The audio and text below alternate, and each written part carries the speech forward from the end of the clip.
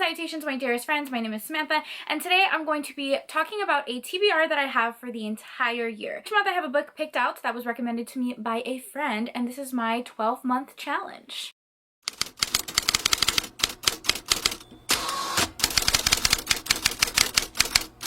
Hello, how are you? Welcome or welcome back to my channel. Welcome back, welcome back, welcome back.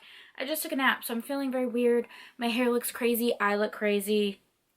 It is what it is. Recently on Instagram, there was this Instagram story going around. It was like a template created by the Instagrammer Shadow Booker. She has so many templates on her Instagram, like saved on her stories. If you like to do wrap-ups on your Instagram or talk about what you're currently reading, so go check her out if you're looking for cool templates. But she had one called the 12-month challenge. So it's 12 months to read 12 books recommended by 12 friends. I do have a goal to read more of my friends' TBRs, read more of their favorite books. I have so many friends who are amazing content creators. More importantly, they have like amazing reading tastes, okay? It is so rare that I will get recommended a book by one of my friends that I don't love because, again, they have amazing reading tastes. Last year, I did like a whole week where I read a bunch of my favorite booktubers' favorite books, and I want to continue that in the new year. So this is like a small version of that.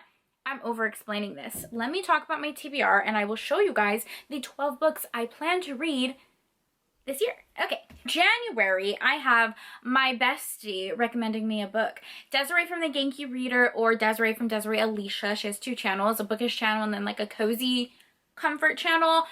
This is one of her favorite authors, Roan Parrish, and this book is the remaking of Corbin Whale. I think she gifted this to me for my birthday like 2 years ago.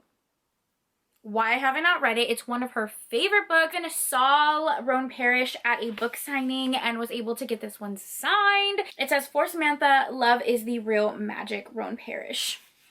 How adorable. This is a male-male romance that has practical magic vibes, and I heard it's very emotional. Desiree warned me that I will cry, although I cry a lot with many books, but I'm very excited to read this one. It is January's pick because it is kind of set in like the winter time, and yeah, I'm just super excited to read it. Next recommendation I got is from Rachel Reads and Sings, and she recommended a Mariana Zapata book. I've actually never read a Mariana Zapata book. I know she's a super popular author. I just have not read her. I don't read a lot of contemporary books, which is why I haven't gotten around to her, but I've been desperately wanting to read her books because I know everyone loves her. Rachel recommended to me is The Wall of Winnipeg and Me. However, I want to do a whole video on like reading some of Mariana Zapata's backlist. Next is The Architect by Nikki Sloan, and this one was recommended to me by Lacey from Lacey Book Lovers.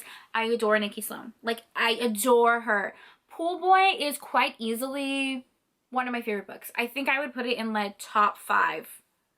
Maybe even the top 3. Like, I love that book with my whole heart and soul. The steam, the romance, the angst, the emotional connection she wrote in that book was so beautiful, and I just have high hopes when it comes to The Architect because it's the next book in the series, right? I think it's the next book in the series. I also saw Nikki Sloan at a Polycon and was able to get it signed. Put this on my reading list on Instagram. I got so many messages of people saying this book was so steamy, so hot, and I'm just like, I'm here for it. If I am not mistaken, which I don't believe I am, the reason Lacey recommended this to me is because it's polyamorous. Meaning there's more than 2 people. Babe, that's my favorite thing ever. Literally my favorite thing ever. So of course I need to read this one. The next book that I'm dying to read is Restore Me, and this one was recommended to me by Crystal Bookish Life. Crystal loves books that are sweepingly romantic and just have like this beautiful, elegant writing style. I think that's why she picked this book for me. So excited. I have not heard a single person say anything bad about this book. This is an enemies to lovers forbidden romance that takes place after our heroine loses her husband. Her husband passes away, so this deals a lot with grief, and she ends up having a romance with her ex-husband's best friend, who previously she did not get along with. They had very much enemies to lovers vibes, and I'm interested to see how that dynamic plays out. Next few are some historical romances. Of course, I have to include some historical romances. I definitely want to read more in 2023. So this one was recommended to me by Jessin, and it is The Taming of a Highlander, which is the second book in the Midnight in Scotland series. I don't believe you have to read the series in order. I'm not going to read it in order. This one is by Elisa Braden. And it's a Scottish romance, which honestly is in everything and anything I need to know. Sounds like it's a marriage of convenience, which I do love that trope when it comes to historicals. So again, super excited to read it. Next one is by an author that I have not read from, and I am deeply ashamed because everybody loves them, and that is Maya Banks. And the one I'm going to be reading is In Bed with a Highlander, so it's a Highlander romance. It's recommended by my dear, dear friend, Avery. So our hero finds out that our heroine has been protecting his son from a rival clan leader, and to repay her, he lets her stay with him for a couple days, like as protection. I think they also have a marriage of convenience. I think like her identity is like hidden from him or something, like she's real important. I'm not sure.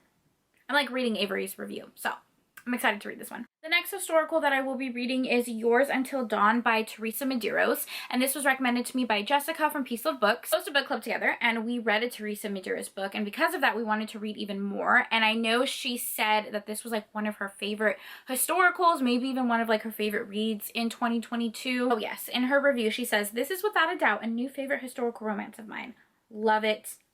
I'm here for it." So our hero is grumpy. This is a grumpy sunshine romance.